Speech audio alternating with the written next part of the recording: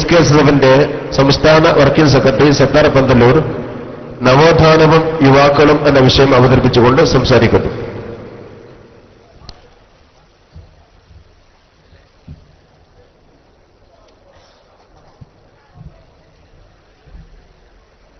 السلام عليكم ورحمة الله وبركاته. بسم الله والحمد لله الصلاة والسلام على أشرف رسول الله وعلى آله الفائزين بالله. رب اشرح لي صدري ويسر لي أمري واحلل عقدة من لساني يفقهوا قولي. سبحانك لا علم لنا إلا ما علمتنا إنك أنت العليم الحكيم. വേദിയിലെ സർവാദരണീയരായ സാദാത്തുക്കളെ, സമസ്തയുടെയും പോഷക ഘടകങ്ങളുടെയും ബഹുമാന്യരായ സാരഥികളെ, ഈ സമ്മേളന നഗരിയിൽ നമ്മുടെ സംസ്ഥാനത്തിന്റെ വിവിധ ഭാഗങ്ങളിൽ നിന്നും അയൽ സംസ്ഥാനങ്ങളിൽ നിന്നുമായി എത്തിച്ചേർന്നിട്ടുള്ള ബഹുമാന്യരായ ക്യാമ്പ് അംഗങ്ങളെ, യുവജന വിദ്യാർത്ഥി സുഹൃത്തുക്കളെ,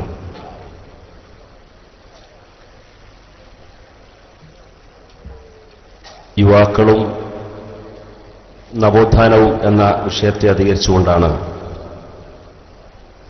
സംസാരിക്കാൻ വേണ്ടി നിർദ്ദേശിച്ചിട്ടുള്ളത്.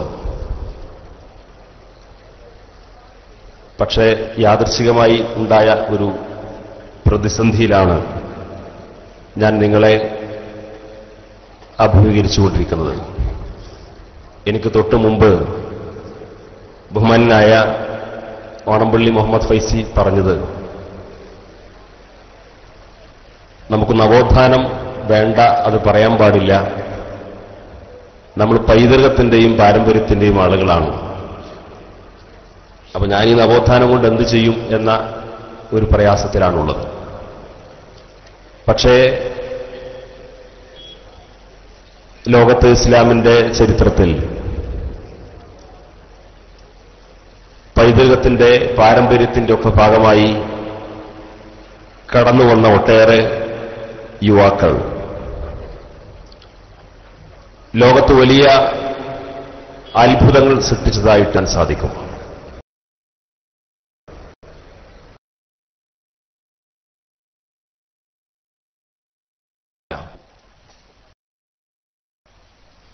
സംഘടനകൾ മാത്രമല്ല, ഇന്ന് വിവിധ സ്ഥാപനങ്ങളും കമ്പനികളും രാഷ്ട്രങ്ങൾ പോലും മാനുഷിക വിഭവശേഷിയെ ഉപയോഗപ്പെടുത്താൻ യുവാക്കളിൽ നോട്ടമിട്ടുകൊണ്ടിരിക്കുന്ന ഒരു പ്രത്യേക കാലത്താണ് നമ്മൾ ജീവിക്കുന്നത്. അമേരിക്കൻ പ്രസിഡന്റ് പോലും ഈ അടുത്ത കാലത്ത് ഇന്ത്യയെക്കുറിച്ച് പറഞ്ഞു, ഇന്ത്യ 2020 ആകുമ്പോഴേക്ക് ലോകത്തെ വൻകിട രാഷ്ട്രത്തിന്റെ പട്ടികയിൽ വരുന്ന സാധ്യത അദ്ദേഹം സൂചിപ്പിച്ചതിന് കാരണമായി പറഞ്ഞത്, ഇന്ത്യയിൽ ഇന്ന് 70%, ജനസംഖ്യയിൽ 70% യുവാക്കളാണ് എന്നാണ്. ഈ അടുത്ത കാലങ്ങളിലായി വിവിധ സ്ഥാപനങ്ങളെ ക്ഷണിച്ചുകൊണ്ട് അതിന്റെ പരസ്യങ്ങളും മറ്റൊക്കെ കാണുമ്പോൾ പരസ്യങ്ങളിലൊക്കെ പുതിയ ഒരു രീതി കാണാൻ സാധിക്കും. ആ പരസ്യത്തിന്റെ താഴെ കാണും, മേൽപ്പറഞ്ഞ യോഗ്യതകളുള്ള ആളുകളാണെങ്കിൽ പോലും 30 വയസ്സ് കഴിഞ്ഞവർ അല്ലെങ്കിൽ 35 വയസ്സ് കഴിഞ്ഞവർ ഈ തസ്തികകളിലേക്ക് അപേക്ഷിക്കേണ്ടതില്ല എന്ന് കാണാൻ കഴിയും. പൊതുവായി ലോകത്ത് ഇന്ന് യുവാവിന്റെ ആ യുവത്വം പ്രസരിക്കുന്ന, അവന്റെ കർമ്മശേഷിയെ നന്നായി ഉപയോഗപ്പെടുത്താൻ കഴിയുന്ന ആ പ്രധാനപ്പെട്ട സമയത്തെ ഉപയോഗപ്പെടുത്താനാണ് എല്ലാവരും ശ്രമിച്ചുകൊണ്ടിരിക്കുന്നത്. ഇസ്ലാമിക ചരിത്രത്തിലും ആ കർമ്മശേഷി ഇസ്ലാമിക സമൂഹത്തിനും വിശുദ്ധമായ ദീനിനും വളരെയധികം ഉപയോഗപ്പെടുത്തപ്പെട്ടതായിട്ട് ചരിത്രത്തിൽ നമുക്ക് കാണാൻ സാധിക്കും. ഉസ്മാനിയ ഖിലാഫത്തിന്റെ സ്ഥാപകനായ മുഹമ്മദുൽ ഫാത്തിഹ് എന്ന് പറയുന്ന വിശ്വവിഖ്യാതനായ പോരാളി 26ാമത്തെ വയസ്സിലാണ് കോൺസ്റ്റാന്റിനോപ്പിൾ കീഴടക്കുന്നത്. അത്രയും വലിയ ഒരു അതിജീവനത്തിന് കഴിയുന്ന തരത്തിലേക്ക് മുഹമ്മദുൽ ഫാത്തിഹിന് പ്രചോദനമേകിയത് ഹബീബായ റസൂലുള്ളാഹി സ്വല്ലല്ലാഹു അലൈഹി വസല്ലം തങ്ങളുടെ തിരുവചനമാണ്. കോൺസ്റ്റാന്റിനോപ്പിൾ കീഴടക്കുന്നവൻ ഏറ്റവും നല്ല വിജയിയാണ് എന്ന പ്രവാചകർ സ്വല്ലല്ലാഹു അലൈഹി വസല്ലം തങ്ങളുടെ ഹദീസിൽ നിന്ന് ആവേശം ഉൾക്കൊണ്ടുകൊണ്ടാണത്രേ മുഹമ്മദുൽ ഫാത്തിഹ് ഉസ്മാനിയ ഖിലാഫത്തിന്റെ സംസ്ഥാപനത്തിന് വഴിയൊരുക്കുന്ന രീതിയിൽ ചരിത്രത്തിൽ കാണാം. അദ്ദേഹത്തിന്റെ പടയോട്ടങ്ങളെ തടസ്സപ്പെടുത്താനും വിലക്കേർപ്പെടുത്തുവാനുമൊക്കെയുള്ള ശത്രുക്കളുടെ എല്ലാ ശ്രമങ്ങളെയും തടഞ്ഞു നിർത്തിക്കൊണ്ട് കരയിലൂടെ കപ്പലോടിപ്പിച്ച അതിസാഹസികനായിട്ടാണ് അദ്ദേഹത്തെ പരിചയപ്പെടുത്താറുള്ളത്.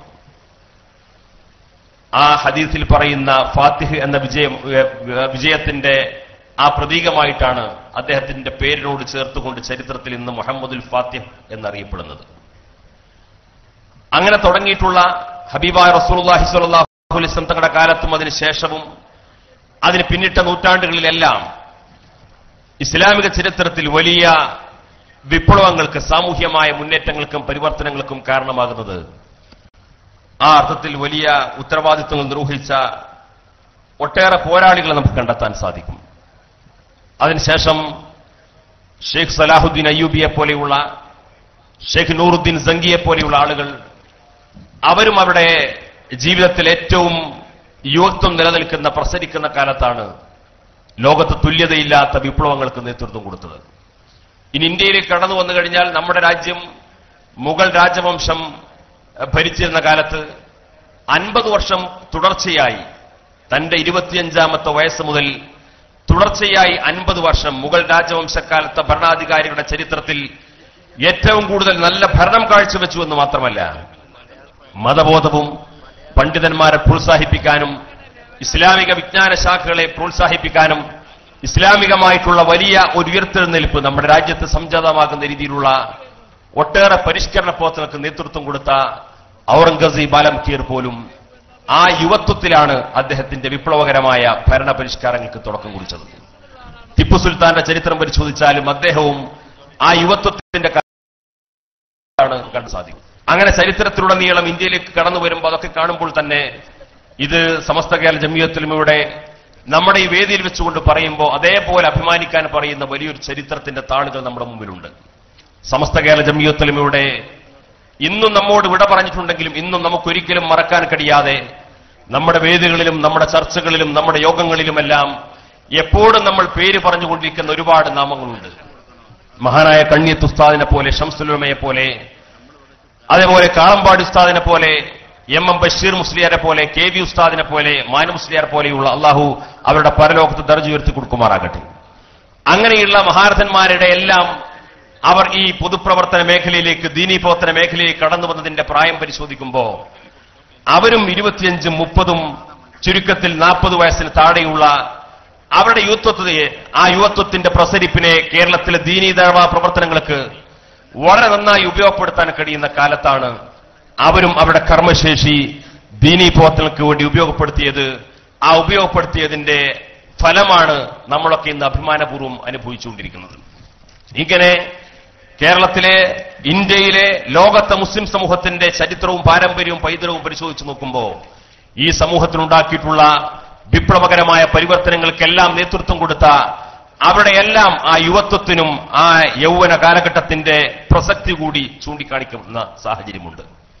ഈ ഒരു ചരിത്രത്തിന്റെ പശ്ചാത്തലത്തിലും പൈതൃകത്തിലും നിന്നുകൊണ്ട് ഈ വിഷയത്തെ നമ്മൾ സമീപിക്കുമ്പോൾ ഇന്ന് 2 തലത്തിലാണ് അത് ഉപയോഗപ്പെടുത്തിക്കൊണ്ടിരിക്കുന്നത്. ഒന്ന്, ഈ യുവാവിന്റെ കർമ്മശേഷിയെ വളരെ ബോധപൂർവം ദുരുപയോഗം ചെയ്യപ്പെടുന്ന സാഹചര്യമുണ്ട്. ആ കർമ്മശേഷിയെ ചില സംഘടനകൾ, ചില സ്ഥാപിത താൽപര്യങ്ങൾ, ചില ആശയപ്രചാരകർ അല്ലെങ്കിൽ മറ്റു സംഹാര പ്രവർത്തനങ്ങൾക്ക് വേണ്ടി ഉപയോഗപ്പെടുത്തുന്ന ആളുകളും അത്തരത്തിലുള്ള പ്രസ്ഥാനങ്ങളും ആശയവാദികളെല്ലാം ആ യുവാവിന്റെ കർമ്മശേഷിയെ വിനാശകരമായ മാർഗത്തിലേക്ക് ഉപയോഗപ്പെടുത്തിക്കൊണ്ടിരിക്കുന്ന സാഹചര്യങ്ങൾ നമ്മുടെ നാട്ടിൽ ദിനേനെ നമ്മൾ കണ്ടുകൊണ്ടിരിക്കുകയാണ്. ആ യുവാവിന്റെ കർമ്മശേഷിയെ ഏറ്റവും പോസിറ്റീവായ, ഏറ്റവും ക്രിയേറ്റീവായ വഴിയിലൂടെ സമുദായത്തിനും രാജ്യത്തിനും ദീനിനും ഗുണകരമായ രീതിയിൽ എത്രത്തോളം നമുക്ക് ഉപയോഗപ്പെടുത്താൻ കഴിയുന്നുണ്ട് എന്ന് ആത്മപരിശോധന നടത്താനാണ് ഈ ചർച്ചയിൽ ഏറ്റവും കൂടുതൽ നമ്മൾ സമയം കണ്ടെത്തേണ്ടത്. ഈ യുവാവിന്റെ കർമ്മശേഷിയെ നമുക്ക് ഉപയോഗപ്പെടുത്താൻ സാധിക്കുന്നുണ്ടോ? ആ ഉപയോഗപ്പെടുത്താൻ സാധിക്കുന്നുണ്ടെങ്കിൽ തന്നെ അതെത്രത്തോളം വിജയകരമായി നമുക്ക് നിർവഹിക്കാൻ സാധിക്കുന്നുണ്ട്. ഒരുപക്ഷെ കേരളത്തിലെ മതസംഘടനകളുടെ പരിസരം പരിശോധിച്ച് നോക്കുമ്പോൾ മറ്റു മതസംഘടനകളിൽ ഭിന്നമായി കുറെ കൂടി ഈ നന്മകളെ, ഈ യുവത്വത്തെ, ആ യുവാവിന്റെ കർമ്മശേഷി ഉപയോഗപ്പെടുത്താൻ കഴിയുന്ന ഒരു സംഘടനാ സംവിധാനമായി നമ്മുടെ സംഘടനാ വേദികളെ നമുക്ക് കാണാൻ സാധിക്കും. നാം നേതൃത്വം നൽകിക്കൊണ്ടിരിക്കുന്ന ധാരാളം വിദ്യാഭ്യാസ സ്ഥാപനങ്ങൾ, ആ വിദ്യാഭ്യാസ സ്ഥാപനങ്ങളിലൂടെ വളർന്നു വന്നുകൊണ്ടിരിക്കുന്ന, നേരത്തെ ഇവിടെ ബഹുമാന്യനായ അബ്ദുൽ ഗഫൂർ ഖാസിമി ഉസ്താദിന്റെ ക്ലാസുകളിൽ ഇവിടെ സൂചിപ്പിച്ചു കഴിഞ്ഞു, ഒട്ടേറെ ആളുകൾ ഇന്ന് വളർന്നു വരുന്ന ഏറ്റവും വിദ്യാഭ്യാസ രംഗത്തും, ആ വിദ്യാഭ്യാസ രംഗത്ത് മാത്രമല്ല പുതിയ ലോകത്തിനും കാലത്തിനും സമൂഹത്തിനും അനുസരിച്ചുകൊണ്ട് അവരുടെ ഭാഷയും അഭിരുചിയും അവരുടെ ആ മനോഭാവവും തിരിച്ചറിഞ്ഞുകൊണ്ട് അവരോട് സംവദിക്കാൻ കഴിയുന്ന ഒരു വിഭാഗത്തെ ഇന്ന് വളർത്തിക്കൊടുക്കുന്ന ഒരു സംഘടനാ സംവിധാനം ഉണ്ടെങ്കിൽ താരതമ്യേന പരിശോധിക്കുമ്പോൾ അത് മറ്റു സംഘടനകളിൽ നിന്ന്, മറ്റു പ്രസ്ഥാനങ്ങളിൽ നിന്ന്, അല്ലെങ്കിൽ മറ്റു അത്തരത്തിലുള്ള പ്രവർത്തനങ്ങളിൽ ഏർപ്പെടുന്നു എന്ന് അവകാശപ്പെടുന്നവരിൽ നിന്ന് താരതമ്യേനെ ഏറ്റവും കൂടുതൽ ആ യുവത്വത്തിന്റെ കർമ്മശേഷിയെ ദീനിനും സമുദായത്തിനും ഉപയോഗപ്പെടുത്തുന്ന ഒരു സംഘടനാ സംവിധാനമുണ്ടെങ്കിൽ അഭിമാനത്തോടുകൂടി പറയാൻ സാധിക്കും അത് നമ്മുടെ സംഘടനാ സംവിധാനമാണ്.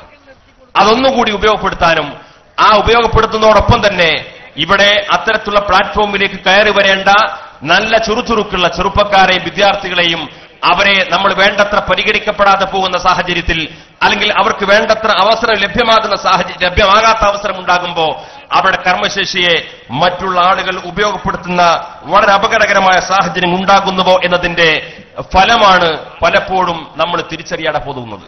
കേരളത്തിൽ കടന്നു വന്നിട്ടുള്ള ഒട്ടേറെ യുവാക്കളെ പ്രത്യേകം ഉന്നമിച്ചുകൊണ്ട് കടന്നു വന്നിട്ടുള്ള പല തീവ്രവാദ സംഘടനകളും, ആ തീവ്രവാദ സംഘടനകളെല്ലാം അതിൽ അണിനിരന്നിട്ടുള്ള ചെറുപ്പക്കാരെയും വിദ്യാർത്ഥികളെയും പരിശോധിച്ചു നോക്കിയാൽ അറിയാം, അവരൊക്കെ പലരും നിഷ്കളങ്കരായിരിക്കും, നല്ല ദീനി താല്പര്യം ഉള്ളവരായിരിക്കും. അവരുടെ ജീവിതത്തിലെ കഴിവുകളെയും ആ കർമ്മശേഷിയൊക്കെ തന്റെ സമൂഹത്തിനും രാജ്യത്തിനും ഉപയോഗപ്പെടുത്തണം എന്ന് ആഗ്രഹിക്കുന്ന ആളുകളായിരിക്കാം. പക്ഷേ നമ്മൾ അവരെ കണ്ടെത്തുന്നതിന് മുമ്പ് മറ്റുള്ളവർ അവരെ പൊക്കിക്കൊണ്ടു പോകുന്ന സാഹചര്യങ്ങൾ ഇന്ന് കണ്ടെത്താൻ സാധിക്കും. ഇവിടെ വലിയ തീവ്രവാദത്തിന്റെ പശ്ചാത്തലത്തിലൊക്കെ കടന്നു വന്നിട്ടുള്ള ഓരോ സംഘടനാ സംവിധാനങ്ങളെയും പരിശോധിച്ച് നോക്കിയാൽ അറിയാം, വലിയ ആൾക്കൂട്ടങ്ങളെ സൃഷ്ടിച്ചുകൊണ്ട് അത്തരത്തിലുള്ള ആളുകളും വ്യക്തികളും സംഘടനകളും കടന്നു വന്നപ്പോ അവരെ നേരിട്ടും പരോക്ഷമായും ഒക്കെ അങ്ങനെ ദുരുപയോഗം ചെയ്യപ്പെടുന്ന സാഹചര്യം ഉണ്ടായതായിട്ട് കണ്ടെത്താൻ സാധിക്കും. ഒന്ന് രണ്ട് ഉദാഹരണങ്ങൾ മാത്രം ഞാൻ പറയാം. അബ്ദുൽ നാസർ മഅദനി ഇവിടെ ISSുമായി കടന്നു വന്ന കാലം, അദ്ദേഹത്തിന് കൃത്യമായൊരു സംഘടനാ വീക്ഷണമോ അദ്ദേഹത്തിന് നയപരിപാടികളോ ഒന്നുമില്ല. അദ്ദേഹം വലിയ മതപ്രഭാഷകനായിരുന്നു. ആയിരക്കണക്കിന് ആളുകൾ ആകർഷിക്കുന്ന രീതിയിൽ പ്രഭാഷണങ്ങൾ നടത്തി, വലിയ ആൾക്കൂട്ടത്തെ സൃഷ്ടിച്ചു. ഈ ആൾക്കൂട്ടത്തെ മുഴുവൻ കണ്ടപ്പോൾ അദ്ദേഹത്തിന് തോന്നി, ഇതെല്ലാം ഞാൻ പറഞ്ഞാൽ അനുസരിക്കുന്ന, എന്റെ ആഹ്വാനങ്ങൾക്കും താക്കീതുകൾക്കും വിധേയമായി പ്രവർത്തിക്കുന്ന വലിയൊരു ജനവിഭാഗമാണ്.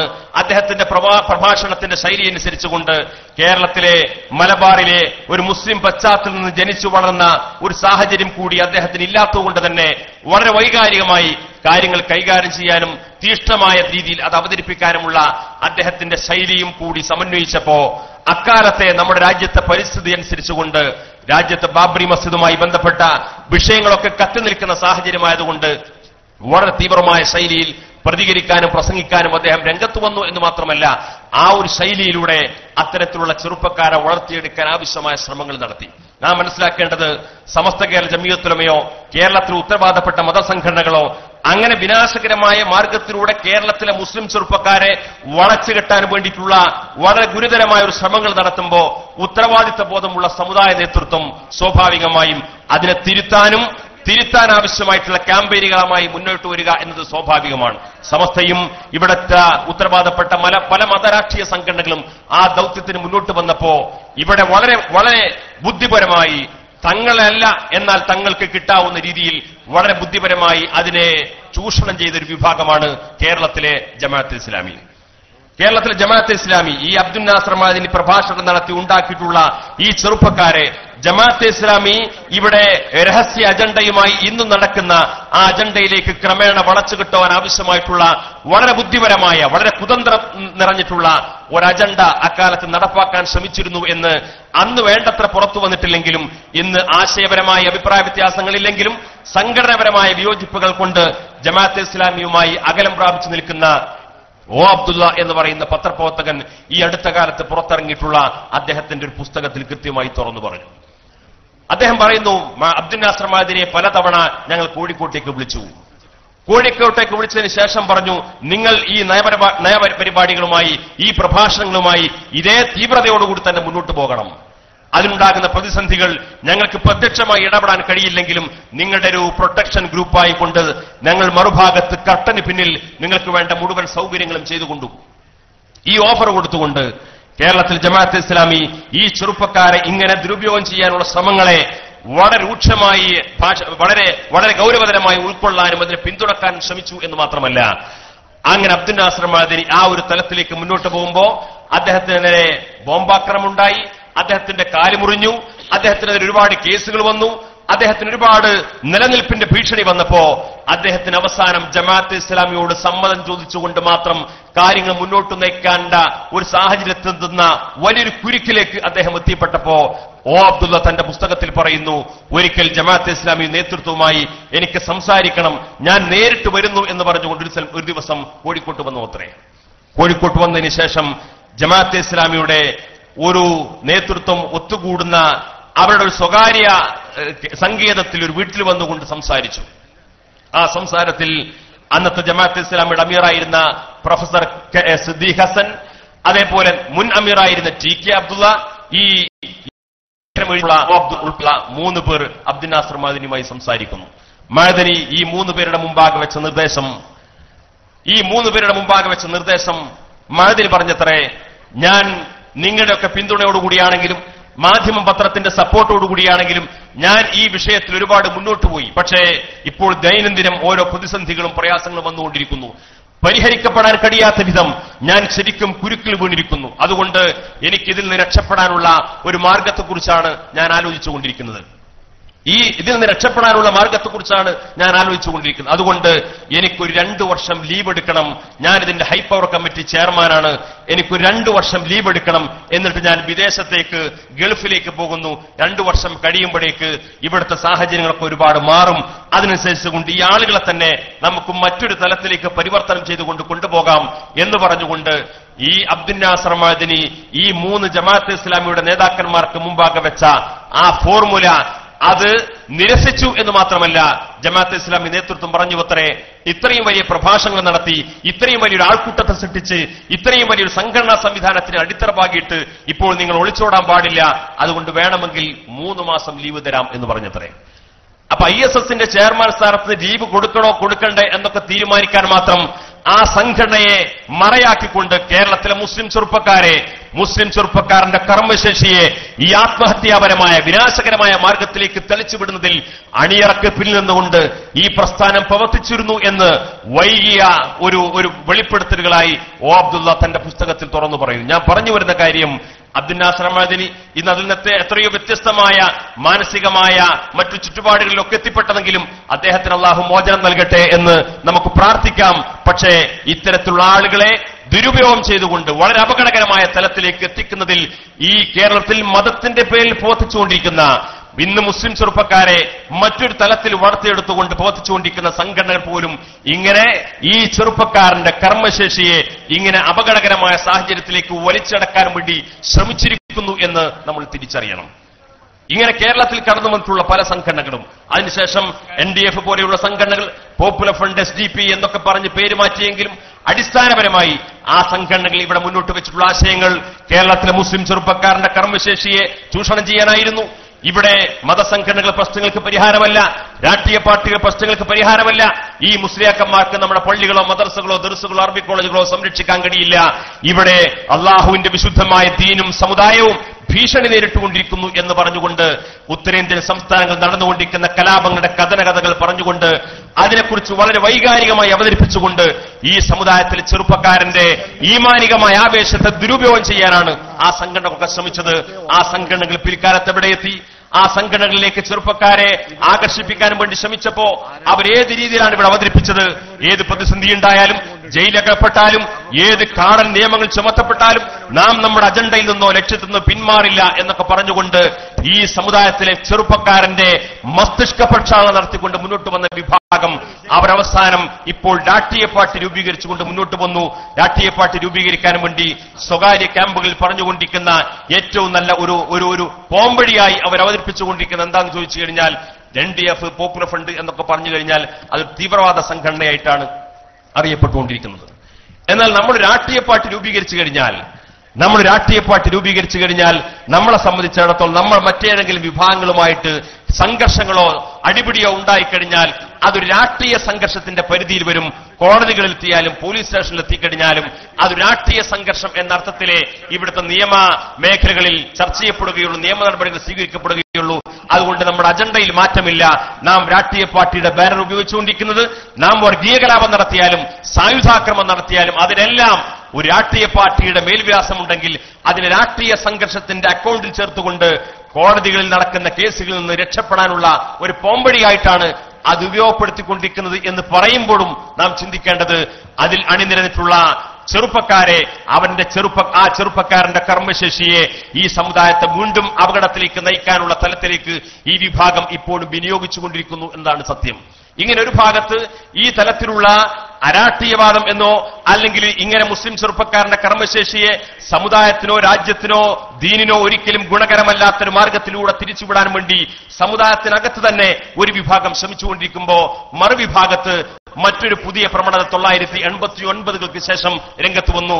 സാക്ഷാൽ കാന്തപുരം AP അബൂബക്കർ മുസ്ലിയാർ ഈ സമസ്ത കേരള ജംഇയ്യത്തുൽ നിന്ന് മാറ്റി നിർത്തപ്പെട്ടതിന് ശേഷം അദ്ദേഹം പുതിയൊരു പ്രവണത ഇവിടെ വരുത്തി തീർക്കാൻ വേണ്ടി ശ്രമിച്ചു. രാഷ്ട്രീയത്തോട് വല്ലാത്ത അസ്പൃശ്യത. രാഷ്ട്രീയക്കാരൻ എന്ന് പറഞ്ഞാൽ അത് തൊട്ടുകൂടാത്ത, തീണ്ടിക്കൂടാത്ത ഒരു വിഭാഗമാണ് എന്ന രീതിയിൽ മുസ്ലിം രാഷ്ട്രീയത്തിലാണെങ്കിലും പൊതുവായിട്ടുള്ള രാഷ്ട്രീയത്തിലാണെങ്കിലും രാഷ്ട്രീയക്കാരനോട് ഒരു പ്രത്യേകമായ അസ്പൃശ്യത കൽപ്പിക്കുന്ന രീതിയിലേക്കുള്ള ഒരു പുതിയ ക്യാമ്പയിന് അദ്ദേഹം തുടക്കം കുറിച്ചു. എന്നാൽ അദ്ദേഹമാണെങ്കിലോ ആ ക്യാമ്പയിന് തുടക്കം കുറിച്ച അദ്ദേഹം പിൽക്കാലത്ത് നാലാംകിട രാഷ്ട്രീയക്കാരനെ പോലും ലജ്ജിക്കുന്ന ഏറ്റവും തരം താന്നിട്ടുള്ള രാഷ്ട്രീയ കളി കളിക്കുന്ന ഒരു തലത്തിലേക്ക് എത്തി എന്നത് മറ്റൊരു കാര്യം. ഞാൻ പറഞ്ഞു വന്നത് മുസ്ലിം സമൂഹത്തിനിടയിൽ മുസ്ലിം സമുദായത്തിൽപ്പെട്ട മതബോധമുള്ള, പാണ്ഡിത്യമുള്ള, സാദാത്യങ്ങൾ പോലുള്ള അങ്ങനെ മുസ്ലിം സമുദായത്തിൽ അംഗീകാരവും മതബോധത്തിൽ ഊന്നിക്കൊണ്ട് സമുദായത്തിന്റെ നേതൃപദവികൾ അലങ്കരിക്കുന്ന ആളുകൾ, അത്തരത്തിലുള്ള ആളുകൾ രാഷ്ട്രീയത്തിൽ ഇടപെടുക എന്ന് പറഞ്ഞു കഴിഞ്ഞാൽ അതൊരു തെറ്റായ കീഴ്വഴക്കമായിട്ട് ഇവിടെ ബോധ്യപ്പെടുത്താൻ വേണ്ടിയിട്ടുള്ള ശ്രമങ്ങൾ നടത്തി. എത്രത്തോളം എന്ന് ചോദിച്ചാൽ അന്നത്തെ SSFന്റെ സംസ്ഥാന പ്രസിഡന്റായിരുന്ന മഹാനായ പാണക്കാട് സയ്യിദ് ഹൈദർലി ശിഹാബ് തങ്ങൾ, അള്ളാഹു അദ്ദേഹത്തിന് ആഫിയത്തോടു കൂടിയുള്ള ദീർഘായുസ് നൽകുമാറാകട്ടെ, സയ്യിദ് ഹൈദർലി ശിഹാബ് തങ്ങൾ ഇരിക്കുന്ന യോഗത്തിൽ വെച്ചുകൊണ്ട് കൃത്രിമമായി ചില കത്തുകൾ കൊണ്ടുവന്നുകൊണ്ട് തങ്ങൾ മുസ്ലിം ലീഗിന്റെ യോഗത്തിൽ പങ്കെടുക്കുന്നതിലുള്ള വിമുഖതയും താല്പര്യക്കുറവും പ്രവർത്തകരെ അറിയിച്ചുകൊണ്ടിരിക്കുന്നു എന്നൊക്കെ പറഞ്ഞുകൊണ്ട് തങ്ങളെ മാനസികമായി പ്രയാസപ്പെടുത്തിക്കൊണ്ട് ആ സ്ഥാനം രാജിവെപ്പിക്കുന്നതിന്റെ പോലും പിന്നിൽ പ്രവർത്തിച്ചിട്ടുള്ള വികാരം എന്ന് പറയുന്നത് ഈ രാഷ്ട്രീയത്തിലെ അസ്പൃശ്യത കാണിക്കുന്ന സാഹചര്യം ഉണ്ടായതുകൊണ്ടാണ്. ഞാൻ പറഞ്ഞു വരുന്നത് ഈ രാഷ്ട്രീയത്തിൽ അസ്പൃശ്യത എന്ന് പറഞ്ഞതിനെ വിമർശിക്കുന്നത് നമ്മളെല്ലാവരും രാഷ്ട്രീയക്കാരാണോ എന്നോ അല്ലെങ്കിൽ നമുക്കെല്ലാവരും രാഷ്ട്രീയ പാർട്ടികൾ സജീവമാകണമെന്നോ അല്ല. പക്ഷേ രാഷ്ട്രീയക്കാർക്കിടയിൽ രാഷ്ട്രീയ രംഗത്ത് പ്രത്യേകിച്ച് മുസ്ലിം സമുദായം ഇടപെടുന്ന രാഷ്ട്രീയ മേഖലകളിലൊക്കെ ഉണ്ടായിക്കൊണ്ടിരിക്കുന്ന മതപരമായ താല്പര്യത്തിന് വിരുദ്ധമായിട്ടുള്ള എന്തെങ്കിലും പ്രവണതകളോ പ്രവർത്തനങ്ങളോ ഉണ്ടാകുമ്പോൾ സ്വാഭാവികമായും സമുദായത്തിന്റെയും മതപണ്ഡിതന്മാരുടെയും ഭാഗത്തുനിന്ന് ഉണ്ടാകേണ്ട നിലപാട് എന്ന് പറയുന്നത് പുറത്തുനിന്ന് വിമർശിക്കാനും പുറത്തുനിന്ന് എതിർക്കാനും പുറത്തുനിന്ന് തിരുത്താനുമുള്ള ശ്രമങ്ങൾ നടത്തുന്നതിനേക്കാളപ്പുറം മഹാനായ മർഹൂം നാട്യഗുസ്താദിനെ പോലെയുള്ള ചില ആളുകൾക്ക് ഇവിടെ നിർവഹിക്കാൻ സാധിച്ചിട്ടുള്ള വലിയ മാതൃകാപരമായ സംഗതികളുണ്ട്. ആ മാതൃകാപരമായ സംഗതികൾ എന്ന് പറഞ്ഞു കഴിഞ്ഞാൽ എല്ലാവർക്കും ഒരു ദ്വയാംഗത്വം വേണം എന്നല്ല ഞാൻ പറഞ്ഞതിന് താല്പര്യം. പക്ഷേ ആ ദ്വയാംഗത്വം ഉള്ള ആളുകൾക്ക് ചെയ്യാൻ കഴിയുന്ന വലിയ വലിയ ഉത്തരവാദിത്തങ്ങൾ ഒരുപക്ഷെ മാറി നിന്നുകൊണ്ട് പുറത്തു നിന്നുകൊണ്ട് ചെയ്യുന്ന ആളുകൾക്ക് ഒരുപക്ഷെ പലപ്പോഴും ചെയ്യാൻ പ്രയാസമുണ്ടാകും. ചെയ്താൽ തന്നെ അതിനെക്കുറിച്ച് വലിയ തെറ്റിദ്ധാരണ ഉണ്ടാകുന്ന സാഹചര്യം ഉണ്ടാകും. ഞാനൊരു കാര്യം തുറന്നു പറയാം. ഇവിടെ പലപ്പോഴും നമ്മുടെ മഹല്ലുകളൊക്കെ ചർച്ച ചെയ്യപ്പെടുന്ന ഒരു സാഹചര്യം, സാധാരണ അത്തരത്തിലുള്ള രാഷ്ട്രീയ പ്രവർത്തനങ്ങളിലൊക്കെ ഒരുപാട് ചെറുപ്പക്കാർ ആ ചെറുപ്പക്കാർ ഒരുമിച്ച് കൂടിയിട്ടുള്ളത് ആ ചെറുപ്പക്കാരന്റെ രാഷ്ട്രീയമായ ആവേശം എന്ന് പറയുന്നത് അവന്റെ സാമുദായിക താല്പര്യമാണ്, അവന്റെ രാഷ്ട്രീയ താല്പര്യമാണ്. പക്ഷേ ആ സാമുദായിക താല്പര്യം മതബോധത്തിൽ ഊന്നിക്കൊണ്ട് നിർവഹിക്കാൻ ആവശ്യമായിട്ടുള്ള ഒരു പ്രചോദക കേന്ദ്രമായി നമുക്ക് പ്രവർത്തിക്കാൻ സാധിച്ചുവെങ്കിൽ ഒരിക്കലും ഒരുപക്ഷെ മതപക്ഷത്ത് നിന്ന് വിമർശിക്കാൻ കഴിയുന്ന തരത്തിലുള്ള പ്രവണതകളോ അത്തരത്തിലുള്ള അരുതായ്മകളോ അത്തരത്തിലുള്ള കേന്ദ്രങ്ങൾ ഒരിക്കലും നമുക്ക് ഉൾക്കൊള്ളാനോ പ്രതീക്ഷിക്കാനോ കഴിയില്ല. നമ്മുടെ നാടുകളിലൊക്കെ രാഷ്ട്രീയ പൊതുയോഗങ്ങൾ സംഘടിപ്പിക്കും. രാഷ്ട്രീയ പൊതുയോഗങ്ങൾക്ക് ശേഷം ഒരുപക്ഷെ വലിയ സാദാത്യങ്ങളും ഉന്നതന്മാരായ നേതാക്കന്മാരും ഒക്കെ ആയിട്ടുള്ള ആളുകൾ പങ്കെടുത്ത് ഉദ്ഘാടനം ചെയ്യപ്പെട്ടു പോയിട്ടുള്ള അത്തരത്തിലുള്ള രാഷ്ട്രീയ പൊതുയോഗങ്ങൾക്ക് ശേഷം അതേ വേദിയിൽ ആ സമ്മേളനത്തിന്റെ ഭാഗമായിട്ട് തന്നെ നമുക്ക് ഉൾക്കൊള്ളാൻ കഴിയാത്ത ചില ഗാനമേളകളോ അല്ലെങ്കിൽ സ്ത്രീകൾ ഉൾപ്പെടെ പങ്കെടുക്കുന്ന പരിപാടികളോ ഉണ്ടാകുമ്പോൾ നമ്മുടെ പക്ഷത്തു നിന്ന് ഒരുപക്ഷെ നമ്മുടെ മഹല്ലുകളിലെ കാരണവന്മാരുടെ ഭാഗത്തു നിന്ന് പള്ളിയിൽ ഉസ്താദുമാരുടെ ഭാഗത്തു നിന്നൊക്കെ അതിനെ തിരുത്താനും അതിനെതിരെ വിമർശിക്കാനും ഒരുപക്ഷെ വെള്ളിയാഴ്ച പോലും അതിനെതിരെ പ്രസംഗിക്കാനൊക്കെയുള്ള ശ്രമങ്ങൾ ഉണ്ടാകുന്നത് നമ്മുടെ നാടുകളിൽ ഗ്രാമീണ തലങ്ങളിൽ സ്വാഭാവികമായി കണ്ടുകൊണ്ടിരിക്കുന്ന സാഹചര്യമാണ്. എന്നാൽ പ്രാദേശിക തലങ്ങളിൽ നമ്മുടെ സുന്നി യുവജന സംഘത്തിന്റെയും SKSFന്റെയും പ്രവർത്തന മേഖലയിൽ സജീവമായി കൊണ്ടിരിക്കുന്ന ആളുകൾക്ക് തന്നെ പ്രാദേശികമായിട്ടെങ്കിലും ഒരു ദയാംഗത്വം അത്തരത്തിലുള്ള സംഘടനാ സംവിധാനങ്ങളിൽ ഏതെങ്കിലും ഒരു നിശ്ചിത രാഷ്ട്രീയ പാർട്ടി ഉദ്ദേശിച്ചുകൊണ്ടല്ല ഞാൻ പറഞ്ഞത്. മുസ്ലിം സമുദായത്തിന് ബന്ധപ്പെടാൻ കഴിയുന്ന അത്തരത്തിലുള്ള രാഷ്ട്രീയമായ വേദികളിലൊക്കെ അങ്ങനെ ദ്വയാംഗത്വം സൃഷ്ടിക്കപ്പെടാൻ സാധിക്കുമെങ്കിൽ പുറത്തുനിന്ന് വിമർശിക്കാനോ തിരുത്തപ്പെടേണ്ട ആവശ്യമില്ല.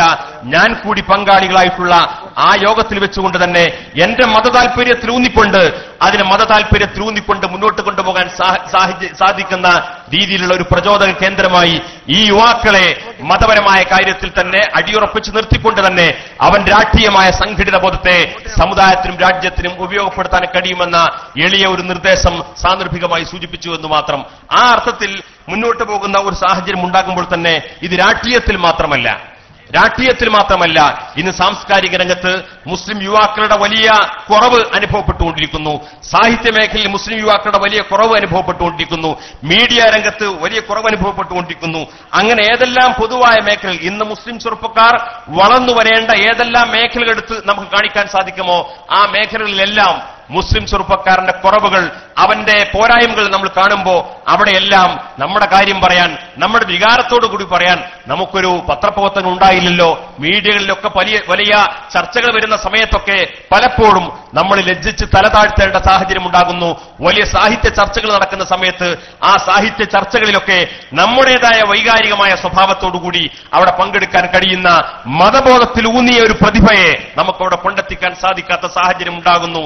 ഇങ്ങനെ ആകുമ്പോ കേവലം കനേഷുമാരി മുസ്ലിങ്ങളെ കൊണ്ട് ഈ കുറവുകൾ പരിഹരിക്കാൻ കഴിയില്ല. രാഷ്ട്രീയ രംഗത്തുൾപ്പെടെ അതേപോലെ മറ്റേതെങ്കിലും മേഖലകളിലൊക്കെ മുസ്ലിം സമൂഹത്തിന് അഭാവമുണ്ടോ അവിടെ കേവലം മുസ്ലിം നാമധാരിയായ ഒരുത്തനെ കൊണ്ടുവന്ന് അവൻ കഴിവുള്ളവനാണ്, അവൻ നല്ല ക്വാളിഫിക്കേഷൻ ഉള്ള ആളാണ്, നല്ല എല്ലാ രീതിയിലും യോഗ്യനായ ആളാണ്. പക്ഷേ എന്ത് യോഗ്യതയുണ്ടെങ്കിൽ പോലും ആ ചെറുപ്പക്കാരന് മതബോധമില്ലെങ്കിൽ മതബോധത്തിൽ ഊന്നിക്കൊണ്ട് അവന്റെ നിലപാടുകൾ അവന്റെ പോളിസികൾ രൂപീകരിക്കാൻ കഴിയുന്ന തലത്തിലേക്ക് അവന് രൂപപ്പെടുത്തിയെടുക്കാൻ കഴിയുന്നില്ലെങ്കിൽ പിന്നെ അവന്റെ സാമുദായിക പ്രാതിനിധ്യം കൊണ്ട് ഒരു കാര്യവുമില്ല. ഈ സാമുദായിക പ്രാതിനിധ്യം എന്ന് പറയുന്നത് മതബോധത്തിൽ ഊന്നിക്കൊണ്ടാവണം. മതബോധത്തിൽ ഊന്നിക്കൊണ്ടുള്ള ആ ഒരു ബോധമുള്ള ചെറുപ്പക്കാർ ഇത്തരത്തിൽ പൊതുവായി സമുദായത്തിന്റെ ഈ മുഖ്യധാരയിലേക്ക് രാജ്യത്തിന്റെ മുഖ്യധാരയിലേക്ക് കടന്നു വരാൻ ആവശ്യമായിട്ടുള്ള ഒരു പ്രചോദക കേന്ദ്രമായിട്ട് നമുക്ക് പ്രവർത്തിക്കാൻ സാധിക്കണം. അവസരങ്ങൾ എല്ലാവർക്കും അവസരങ്ങൾ ഉണ്ടാക്കി കൊടുക്കുക എന്ന് പറയുന്നത് ഒരുപക്ഷെ നമ്മുടെ സ്വാഭാവികമായ ചുറ്റുപാടനുസരിച്ചുകൊണ്ട് പ്രയാസമായിരിക്കാം. പക്ഷേ തന്റെ അഭിരുചി അനുസരിച്ചുകൊണ്ട് തന്റെ മനോഭാവം അനുസരിച്ചുകൊണ്ട് എനിക്ക് ഈ മേഖലയിലൂടെ മുന്നോട്ട് പോയി കഴിഞ്ഞാൽ എനിക്ക് മെച്ചപ്പെടാൻ കഴിയുമെന്നൊരു ചെറുപ്പക്കാരന് തോന്നിക്കഴിഞ്ഞാൽ ആ ചെറുപ്പക്കാരന് ആ മേഖലയിൽ വളർന്നു വരാൻ ആവശ്യമായിട്ടുള്ള എല്ലാ സംവിധാനവും ഇന്ന് നമ്മുടെ രാജ്യത്ത് നമ്മുടെ സമൂഹത്തിൽ ഒരുക്കപ്പെട്ടിട്ടുണ്ട്. അവന്റെ കഴിവ് തെളിയിക്കാൻ സാധിച്ചാൽ അവൻ അംഗീകാരം കൊടുക്കുക സ്വാഭാവികമാണ്. അവന് വളർന്നു വരാൻ ആവശ്യമായിട്ടുള്ള ധാരാളം സാഹചര്യങ്ങൾ നമ്മുടെ നാട്ടിൽ നമുക്ക് കണ്ടെത്താൻ സാധിക്കും. ഈ രീതിയിൽ വളർന്നു വരാൻ കഴിയുന്ന തലത്തിലേക്ക് മതബോധത്തിലൂന്നിയിട്ടുള്ള യുവാക്കളുടെ ഒരു നിരയെ എല്ലാ മേഖലയിലും കൊണ്ടുവരാൻ ആവശ്യമായിട്ടുള്ള ഒരു അജണ്ടക്കാണ് ഇത്തരം ചർച്ചകളിലൂടെ നമ്മൾ രൂപകൽപ്പന ചെയ്യേണ്ടത്. പലപ്പോഴും നമ്മുടെ ചെറുപ്പക്കാരെ വിനാശകരമായ അപകടകരമായ മാർഗത്തിലേക്ക് തെളിച്ചുവിടാനുള്ള ശ്രമങ്ങൾ ഇന്ന് നടന്നുകൊണ്ടിരിക്കുന്നു. മാത്രമല്ല ഇന്നത്തെ പൊതുവായിട്ട് നമ്മൾ കണ്ടുകൊണ്ടിരിക്കുന്ന മുസ്ലിം ചെറുപ്പക്കാർക്കിടയിൽ തന്നെ കണ്ടുകൊണ്ടിരിക്കുന്ന ഒരു പുതിയ ട്രെൻഡ് എന്ന് പറയുന്നത് അവർ സംഘടനാ പ്രവർത്തകരായിരിക്കാം, അല്ലാതിരിക്കാം.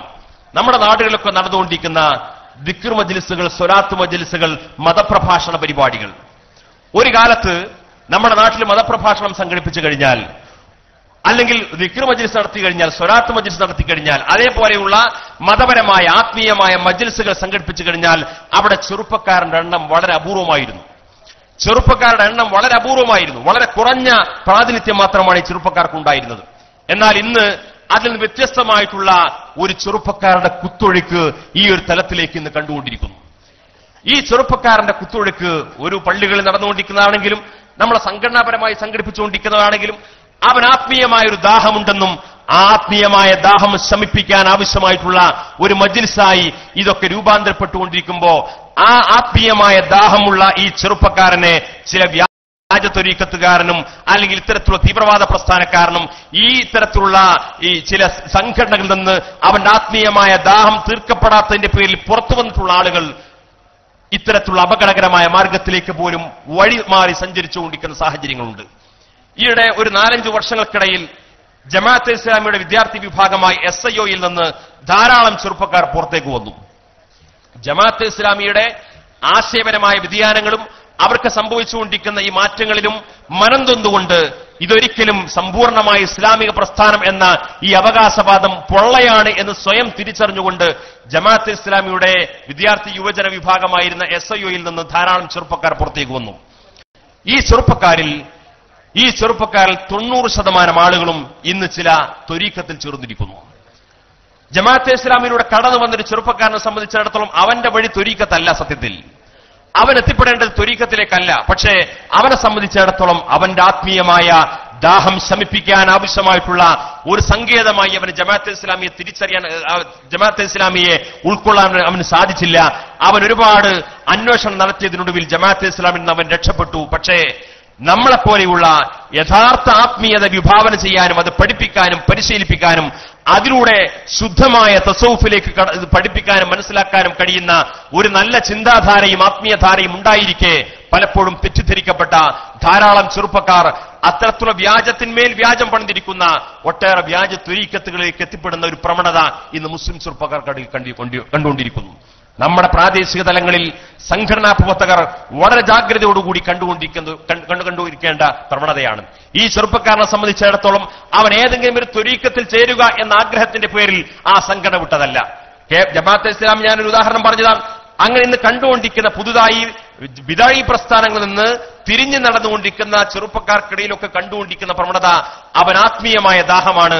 അവന് സ്വലാത്ത് ചൊല്ലുന്ന, ദിക്റുകൾ ചൊല്ലുന്ന അത്തരം മജ്ലിസുകൾ ചെന്നുകൊണ്ട് വലിയ ആത്മീയമായ നിർവൃതി അടയുന്ന, അതോടുകൂടി അവന്റെ മനസ്സ് സംതൃപ്തമാകുന്ന, അതോടുകൂടി അവന് കിട്ടേണ്ടതെല്ലാം കിട്ടിയെന്ന് തോന്നുന്ന തലത്തിലേക്കുള്ള ഒരു മാനസിക പരിവർത്തനമാണ് അവൻ ആഗ്രഹിക്കുന്നെങ്കിൽ ആ ആഗ്രഹം സഫലമാക്കാൻ ഇന്ന് കേരളത്തിലെ ഏറ്റവും നല്ല വേദിയും സംവിധാനവും ഇതാണ് എന്ന തിരിച്ചറിവ് നമുക്ക് സ്വയം ഉണ്ട്. ആ നമ്മളെ തിരിച്ചറിവ് ഈ കടന്നുവരുന്ന ചെറുപ്പക്കാരനെ കൂടി ബോധ്യപ്പെടുത്താൻ ആവശ്യമായ തലത്തിൽ നമ്മുടെ സംഘടനാ സംവിധാനത്തെ അതിനെ മറ്റു ബഹുജനങ്ങളിലേക്ക്, പുതിയ ചെറുപ്പക്കാർക്കിടയിലേക്ക്, പുതിയ വേദികളിലേക്ക് നമുക്ക് അടുപ്പിക്കാൻ സാധിക്കണം. ഈ കഴിഞ്ഞ റബീഉൽ അവ്വൽ മാസത്തിലും അതിന് തൊട്ടു മുമ്പുള്ള റബീഉൽ മാസത്തിലും SKSFന്റെ മീലാദ് ക്യാമ്പയിൻ നടത്തിയപ്പോ ഒരു പരീക്ഷണാർത്ഥം നമ്മുടെ ക്യാമ്പസ് വിദ്യാർത്ഥികളെ സംഘടിപ്പിച്ചുകൊണ്ട് നമ്മളൊരു പരിപാടി സംഘടിപ്പിച്ചു. പരീക്ഷണാർത്ഥം വിജയിക്കുമെന്ന് യാതൊരു പ്രതീക്ഷയും ഉണ്ടായിരുന്നില്ല. ആ പരീക്ഷണം എന്താണെന്ന് ചോദിച്ചു കഴിഞ്ഞാൽ റബീഉൽ അവ്വൽ മാസത്തിൽ ആർട്സ് ആൻഡ് സയൻസ് കോളേജിൽ പഠിച്ചുകൊണ്ടിരിക്കുന്ന, പ്രൊഫഷണൽ കോളേജിൽ പഠിച്ചുകൊണ്ടിരിക്കുന്ന അവിടുത്തെ വിദ്യാർത്ഥികളെ ഒരുമിച്ച് കൂട്ടിയിട്ട് ആ കോളേജിൽ ഏതെങ്കിലും ക്ലാസ് റൂം സൗകര്യപ്പെടുമെങ്കിൽ അങ്ങനെ, അല്ലെങ്കിൽ ആ കോളേജിന്റെ കെട്ടിടത്തിന്റെ പരിസരത്ത് ഇവർക്ക് ഒരുമിച്ച് കൂടാൻ കഴിയുന്ന ഏതെങ്കിലും ഒരു പരിസരത്ത് അവിടെ നല്ല മൗലീദ് പാരായണം നടത്തുക, മൗലീദ് മജ്ലിസ് നടത്തുക. അറബിക് കോളേജിൽ മൗലീദ് നടത്തിയതിനെ കുറിച്ചല്ല ഞാൻ പറഞ്ഞത്, പള്ളി ദർസിലെ മൗലീദിനെ കുറിച്ചല്ല പറഞ്ഞത്. നമ്മുടെ ആർട്സ് ആൻഡ് സയൻസ് കോളേജുകളിലും പ്രൊഫഷണൽ കോളേജുകളിലും പഠിച്ചുകൊണ്ടിരിക്കുന്ന അവിടെയുള്ള ഭൗതിക വിദ്യാർത്ഥികളെ ഒരുമിച്ച് കൂട്ടിയിട്ട് ആ കോളേജിലോ കോളേജിന്റെ പരിസരത്തോ ക്യാമ്പസ് വിദ്യാർത്ഥികളെ കൊണ്ട് മൗലിദ് മജ്ലിസുകൾ സംഘടിപ്പിക്കാനും വേണ്ടി കഴിഞ്ഞ റബീഉൽ അവ്വൽ മാസത്തിൽ SKSFന്റെ ആഭിമുഖ്യത്തിൽ ചെറിയൊരു പരീക്ഷണത്തിന് മുതിർന്നപ്പോ ആ പരീക്ഷണം വിജയകരമായിരുന്നു എന്ന് മാത്രമല്ല ഈ വർഷത്തെ മീലാദ് ക്യാമ്പയിനിൽ ഏറ്റവും ശ്രദ്ധേയമായ വിജയകരമായി വിജയിച്ചിട്ടുള്ള സംഗതിയായിട്ട് അത് മാറിക്കഴിഞ്ഞു. അപ്പൊ നമ്മൾ കൊടുക്കേണ്ടത് കൊടുത്താൽ ആ ചെറുപ്പക്കാരന്റെ അഭിരുചി മനസ്സിലാക്കി, അവന്റെ മനോഭാവം മനസ്സിലാക്കി, അവന്റെ രോഗമെന്താണ്, അവന്റെ ആഗ്രഹം എന്താണ്, അവന്റെ ദാഹം എന്താണ് എന്ന് തിരിച്ചറിഞ്ഞുകൊണ്ട് അത് കൊടുക്കാൻ കഴിയുന്ന തലത്തിലേക്ക് നാം നമ്മുടെ കർമ്മമേഖലയെ ഒന്നുകൂടി വികസിപ്പിക്കാനും മെച്ചപ്പെടുത്താനും ആവശ്യമായ പ്രവർത്തനങ്ങൾ നടത്തിക്കഴിഞ്ഞാൽ നമ്മുടെ വലിയ വലിയ വിപ്ലവകരമായ മാറ്റങ്ങൾ നമ്മുടെ ക്യാമ്പസുകളിൽ പോലും നമുക്ക് ഉണ്ടാക്കിയെടുക്കാൻ സാധിക്കും. മാത്രമല്ല നമ്മുടെ ചെറുപ്പക്കാരെ നമ്മൾ ഫോക്കസ് ചെയ്യുമ്പോൾ ഏറ്റവും കൂടുതൽ ബന്ധപ്പെടേണ്ട ഒരു മേഖലയായി ഇന്നത് മാറിയിരിക്കുന്നു. നമ്മുടെ അറബിക് കോളേജിൽ പഠിച്ചുകൊണ്ടിരിക്കുന്ന കുട്ടികൾ അവൻ നിസ്കരിക്കുന്നുണ്ടോ, നോമ്പ് നോക്കുന്നുണ്ടോ എന്നതിനെക്കുറിച്ച് ഒരു പ്രത്യേകമായ ഒരു നിരീക്ഷണത്തിന്റെ ആവശ്യമില്ല. ദർസിൽ പഠിച്ചുകൊണ്ടിരിക്കുന്ന കുട്ടി എന്തായാലും അവന് കുറച്ചു കാലം ഓതാൻ പോയി, അവനിനി ഫൈസിയായാലും ദാരിമിയായാലും ഏതെങ്കിലും ബിരുദം നേടിയാലും ഇല്ലെങ്കിലും അവനിനി അവന്റെ പഠനം കഴിഞ്ഞ് മറ്റേതെങ്കിലും മേഖലയിലേക്ക് തിരിഞ്ഞു പോയാലും അത്യാവശ്യം നിസ്കരിക്കാനും നോമ്പ് നോക്കാനും ദീനിയായ ചിട്ടയിൽ ജീവിക്കാൻ ആവശ്യമായ ഒരു പശ്ചാത്തലത്തിൽ അവൻ ജീവിച്ചു വളർന്നു. ആ പശ്ചാത്തലത്തിൽ അവനും അവന്റെ കുടുംബവും ജീവിച്ച് മുന്നോട്ട് പോകും എന്നത് നമുക്ക് ശുഭാപ്തി വിശ്വാസമുണ്ട്. മതമേഖലയിൽ പഠിച്ചുകൊണ്ടിരിക്കുന്നത് ഇന്നത്തെ നമ്മുടെ ഏറ്റവും പുതിയ കണക്കനുസരിച്ചുകൊണ്ട് ഒരു പക്ഷേ 10,000-ഓളം അല്ലെങ്കിൽ 10,000 അല്ലെങ്കിൽ 11,000-ഓളം വരുന്ന വിദ്യാർത്ഥികളാണ് നമ്മുടെ മേഖലയിൽ, മതമേഖലയിൽ പഠിച്ചുകൊണ്ടിരിക്കുന്ന നമ്മുടെ സംഘടനാ സംവിധാനങ്ങളുടെയും നമ്മുടെ സംഘടനയ്ക്ക് കീഴിലുള്ള സ്ഥാപനങ്ങളുടെയും ഒക്കെ പഠിച്ചുകൊണ്ടിരിക്കുന്ന മൊത്തം മതമേഖലയിൽ പഠിച്ചുകൊണ്ടിരിക്കുന്ന വിദ്യാർത്ഥികളുടെ എണ്ണം എന്ന് പറയുന്നത് ഒരു 10,000-11,000 വിദ്യാർത്ഥികളാണ്. എന്നാൽ ഇത്രയും ചെറുപ്പക്കാരും വിദ്യാർത്ഥികളും അല്ലല്ലോ നാട്ടിലുള്ളത്. നമ്മുടെയൊക്കെ മക്കൾ, നമ്മുടെയൊക്കെ അനുജന്മാർ, ഇവരെല്ലാം ഇന്ന് വിവിധ ക്യാമ്പസുകൾ പഠിച്ചുകൊണ്ടിരിക്കുന്നു, ഭൗതിക കലാലയങ്ങൾ പഠിച്ചുകൊണ്ടിരിക്കുന്നു.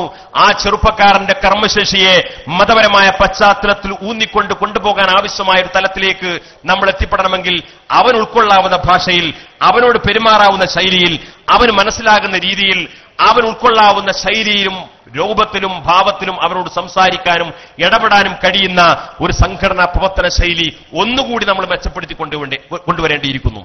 അത് നമുക്കില്ല എന്ന് ഞാൻ പറഞ്ഞതിൽ അർത്ഥമില്ല. ഒന്നുകൂടി മെച്ചപ്പെടുത്തിക്കൊണ്ട് വരേണ്ടിയിരിക്കുന്നു. ഒരുപക്ഷെ നമ്മൾ ഒരു മതകലാലയങ്ങളിൽപ്പെട്ട വിദ്യാർത്ഥികളെ ഒരുമിച്ച് കൂട്ടിയിട്ട് ആ കുട്ടികളോട് സംസാരിക്കുന്ന ശൈലി സംസാരിച്ചാൽ ഒരുപക്ഷെ അവനത് ഉൾക്കൊള്ളാൻ പ്രയാസമുണ്ടായിരിക്കും. അവൻ ആ ഭാഷയും ശൈലിയും ഉൾക്കൊള്ളാൻ പ്രയാസമുണ്ടാകും. അപ്പോ അടിസ്ഥാനപരമായി നമ്മുടെ ആശയത്തിൽ ഊന്നിക്കൊണ്ട് തന്നെ അവന്റെ അഭിരുചി അനുസരിച്ചുകൊണ്ട്, അവന്റെ ജീവിത പശ്ചാത്തലം മനസ്സിലാക്കിക്കൊണ്ട്, അവന്റെ ആ ശൈലിയും അവന്റെ സ്വഭാവവും അവന്റെ മനോഭാവവും തിരിച്ചറിഞ്ഞുകൊണ്ട് അതിനനുസരിച്ചുകൊണ്ട് അവരോട് സംസാരിക്കാനും സംവദിക്കാനും ആവശ്യമായിട്ടുള്ള ഒരു പ്രവർത്തന ശൈലി നമ്മൾ രൂപപ്പെടുത്തുമ്പോൾ, അത് നിലവിലുണ്ടെങ്കിൽ കൂടി അതൊന്നുകൂടി മെച്ചപ്പെടുത്താൻ ആവശ്യമായ പ്രവർത്തനം നടത്തുമ്പോൾ ഇന്ന് കേരളത്തിൽ വളർന്നു വരുന്ന ചെറുപ്പക്കാർക്കിടയിൽ വലിയ ഒരു കർമ്മശേഷിയെ നമ്മുടെ സംഘടനക്കും നമ്മുടെ മഹല്ല് സംവിധാനത്തിനും നന്നായി നമുക്ക് ഉപയോഗപ്പെടുത്താൻ സാധിക്കും. മാത്രമല്ല, ഇത്തരത്തിലുള്ള സംഘടനാ സംവിധാനങ്ങൾ മഹല്ല് തലങ്ങളിൽ കൂടി രൂപപ്പെടുത്തിയെടുക്കാൻ ആവശ്യമായ കർമ്മ പദ്ധതി.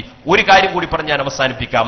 നമ്മുടെ മഹല്ലുകളെ കുറിച്ച് നമ്മൾ വലിയ അഭിമാനം കൊള്ളാറുണ്ട്. നമുക്ക് അള്ളാഹുവിന്റെ മഹത്തായ അനുഗ്രഹത്താൽ നമ്മുടെ സമസ്തയുടെ പൂർവികരായ ഇന്നും നേതൃത്വം കൊടുക്കുന്ന നേതാക്കന്മാരുടെയൊക്കെ അധ്വാന ഫലമായി സമസ്തയിൽ അംഗീകാരമുള്ള, സമസ്തയിൽ വിശ്വാസമർപ്പിക്കുന്ന, സമസ്തയെ ഒരു അത്താണിയായി സ്വീകരിച്ചിട്ടുള്ള ആയിരക്കണക്കിന് മഹല്ല് സംവിധാനമുണ്ട് എന്നത് ശരിയാണ്, അതൊരു സത്യമാണ്. ആ മഹല്ലുകൾക്കൊക്കെ ആ നാട്ടിൽ ജീവിച്ചിരിക്കുന്ന ഏറ്റവും സത്യസന്ധരും വിശുദ്ധരുമായ ആളുകൾ ഇന്ന് നേതൃത്വം നൽകിക്കൊണ്ടിരിക്കുന്നു എന്നതും സത്യമാണ്. പക്ഷേ ഇന്ന് നമ്മുടെ മഹല്ല് തലങ്ങളിൽ നേതൃത്വം നൽകിക്കൊണ്ടിരിക്കുന്ന ആളുകൾ അവിടെ ജീവിച്ചിരിക്കെ തന്നെ നമ്മൾ ഓരോരുത്തരും നമ്മുടെ മഹല്ലുകളെ കുറിച്ച് സ്വയം ഒരു ആത്മപരിശോധന നടത്തിയാൽ മതി. നമ്മുടെ മഹല്ലുകളിൽ ഇന്ന് നമ്മുടെ മഹല്ലുകൾക്ക് നേതൃത്വം നൽകിക്കൊണ്ടിരിക്കുന്ന നമ്മുടെ മഹല്ല് ഭാരവാഹികൾ, അവർ ആ നാട്ടിൽ ജീവിച്ചിരിക്കുന്ന ഏറ്റവും നല്ല ഉലമാക്കളും ഉമറാക്കളും അവരും തെരഞ്ഞെടുക്കപ്പെട്ട ഏറ്റവും മികച്ച ആളുകളായിരിക്കാം. എന്നാൽ 5 വർഷം കഴിഞ്ഞാൽ ആ മഹല്ല് നേതൃത്വം കൊടുക്കാൻ യോഗ്യതയും കെൽപ്പും മതബോധവും സത്യസന്ധതയും വിശുദ്ധിയുമുള്ള മറ്റൊരു 10-25 ആളുകളുടെ പേര് ഒരു പേപ്പറിൽ എഴുതാൻ ശ്രമിച്ചു നോക്കൂ. ഇന്നതിന് നേതൃത്വം കൊടുക്കുന്ന ആളുടെ പേര് മാറ്റിവെച്ച് 5 വർഷം കഴിഞ്ഞാൽ മതബോധമുള്ള, ദീനീ താല്പര്യമുള്ള, സംഘടനാഭിമുഖ്യമുള്ള, സമസ്ത കേരള ജമിയത്തുലമയുടെയും ദീനിന്റെയും താല്പര്യങ്ങൾക്ക് വിധേയമായി മാത്രം ഞാൻ എന്റെ മഹല്ല് സംവിധാനത്തിന്റെ ഭദ്രതയും കെട്ടുറപ്പും കാത്തുസൂക്ഷിക്കുമെന്ന് അഭിമാനബോധത്തോടുകൂടി പറയാൻ കഴിയുന്ന 5 വർഷം കഴിഞ്ഞാൽ ആ ഉത്തരവാദിത്വം നിർവഹിക്കാൻ കഴിയുന്ന ഒരു 20-25 പേരുടെ പേരുകൾ ഒന്ന് ഒരു പേപ്പറിൽ എഴുതാൻ ശ്രമിച്ചു നോക്കൂ. ആ പേരുകൾ എഴുതാൻ എത്രത്തോളം സമയമെടുക്കുന്നുവോ അത്രത്തോളം നമ്മുടെ മഹല്ലിന്റെ ധാർമ്മിക പ്രതിസന്ധിയുടെ ആഴമാണ് അത് സൂചിപ്പിച്ചുകൊണ്ടിരിക്കുന്നത്. അതുകൊണ്ട് അടിസ്ഥാനപരമായി നമ്മുടെ പശ്ചാത്തലം കൂടുതൽ ഭദ്രവും വിശാലവും വിശുദ്ധവുമാക്കാനുള്ള പ്രവർത്തന പദ്ധതികൾക്ക് ഏറ്റവും ജാഗ്രതയോടുകൂടി രൂപം നൽകേണ്ട സന്ദർഭമാണിത്. അതിനൊരു അവസരമായി, അതിന് പ്രചോദനമായി ഈ ചർച്ച അള്ളാഹു പ്രേരകമാകട്ടെ എന്ന് ആത്മാർത്ഥമായി പ്രാർത്ഥിച്ചുകൊണ്ട് നിങ്ങളുടെ പ്രാർത്ഥനകളിലൊക്കെ ഈ വിനീതനെ കൂടി ഉൾപ്പെടുത്തണമെന്ന് വസീയത്ത് ചെയ്യുന്നു. വആഖിറു ദഅവാന അനിൽ ഹംദുലില്ലാഹി റബ്ബിൽ ആലമീൻ. അസ്സലാമു അലൈക്കും. അഭിമന്യനായ